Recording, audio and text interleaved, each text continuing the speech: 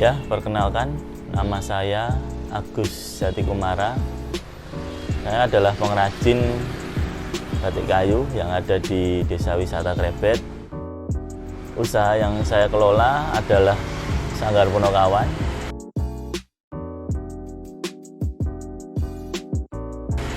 Sanggar Punokawan sendiri didirikan oleh Bapak Anton Wahono sejak tahun 1988. Jadi sudah sekitar 33 tahun kerajinan batik kayu ini ada, dan saat ini saya yang mengelola kerajinan batik kayu dengan nama Sanggar Punokawan.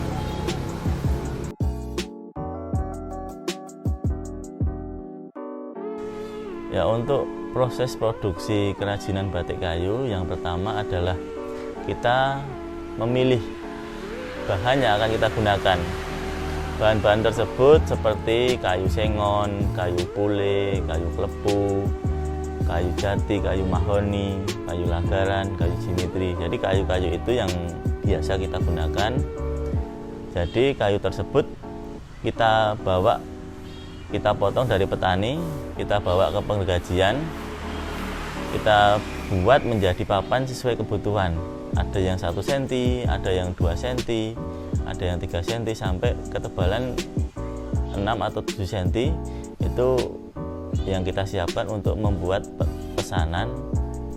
Ada yang kecil, ada yang besar, jadi kayunya kita sesuaikan. Itu adalah tahap pertama. Ya, untuk proses tahap kedua, dari kayu yang sudah kita bikin papan, lalu kayu tersebut kita keringkan dulu. Kita jemur di terik panas matahari, kita bolak-balik jangan sampai kayunya melengkung. Nanti setelah kering baru kita pola, kita gambar pola apa yang akan kita bikin. Misalkan kita ingin bikin wayang, ya kita gambar wayang. Kalau kita mau bikin hiasan dinding atau gantungan kunci, ya kita malnya kita sesuaikan. Lalu dari situ setelah kita gambar, nanti kita akan masuk ke proses selanjutnya. Ya, untuk tahap ketiga adalah proses pemotongan dari apa yang sudah kita bikin pola, lalu kita potong. Kita potong menggunakan mesin yang namanya scroll saw atau mesin gergaji.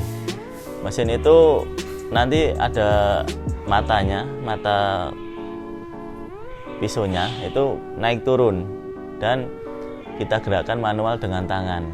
Kita ikuti garis-garis yang kita udah bikin, kita potong menggunakan scroll saw. Lalu setelah itu kita akan masuk tahap berikutnya. Tahap keempat yaitu proses ukir. Jadi kita potong dulu seperti yang tadi, lalu kita akan ukir ukiran wayang itu dengan pisau. Pisau yang kita gunakan adalah pisau yang ujungnya itu runcing, untuk bisa membentuk ukiran-ukiran, termasuk ada ukiran jari atau ukiran kombinasi. Itu kita gunakan pisau biar nanti kelihatan seperti wayang itu, ya kelihatan pakai baju, ada pakai jari. Nah, itu yang kita lakukan. Setelah itu selesai diukir, kita akan masuk tahap berikutnya. Ya, untuk proses tahap kelima, setelah wayang itu diukir, lalu kita haluskan. Kita haluskan dengan amplas. Kita gosok-gosok sampai halus. Pertama dengan amplas yang kasar, lalu kedua kita amplas dengan amplas yang halus, biar mendapatkan hasil yang maksimal, dan wayang tersebut ketika dipegang nanti akan benar-benar halus.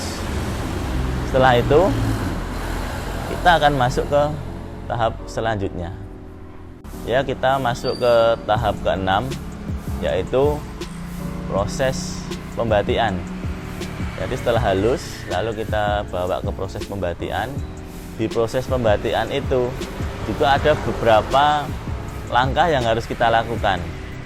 Untuk proses pembatian, yang pertama kita bikin pola, gambar di wayang tersebut dengan pensil.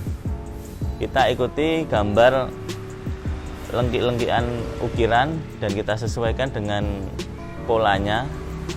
Lalu setelah selesai digambar, kita masuk ke proses pencantingan.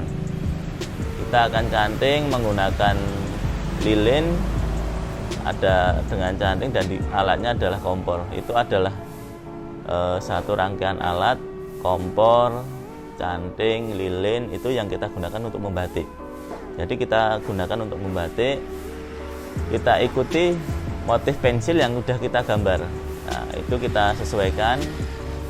Setelah selesai dicanting, nanti akan masuk ke proses pewarnaan.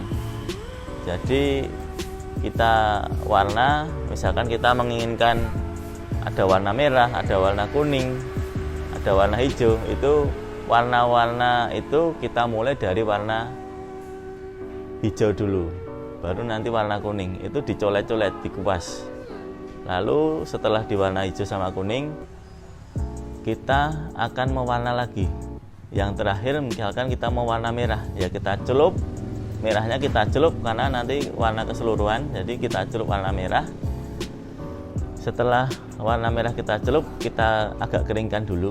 Setelah diwarna, tentunya kita akan melorot. Jadi kita lorot wayang tersebut untuk menghilangkan lilinnya. Jadi kita masukkan ke air panas, yang air panas itu sudah kita campur dengan soda abu untuk menghilangkan lilin yang menempel di kayu atau di wayang. Setelah kita masukkan air panas, lalu kita bilas dengan air bersih. Kita cuci bersih, lalu kita jemur. Itu adalah gambaran untuk proses membatik.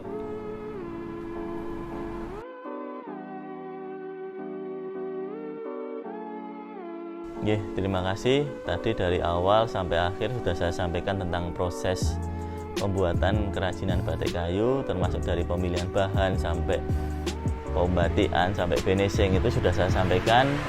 Dan itu adalah cara yang kita lakukan untuk membuat kerajinan.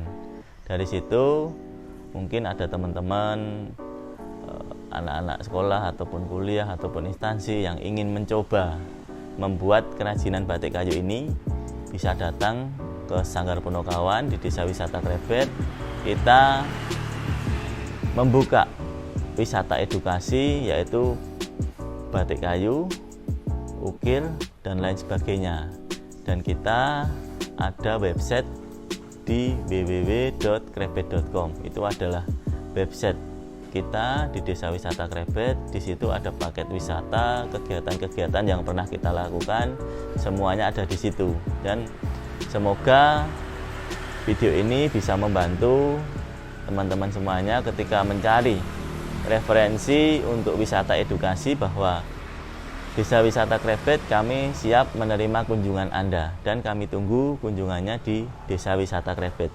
Terima kasih.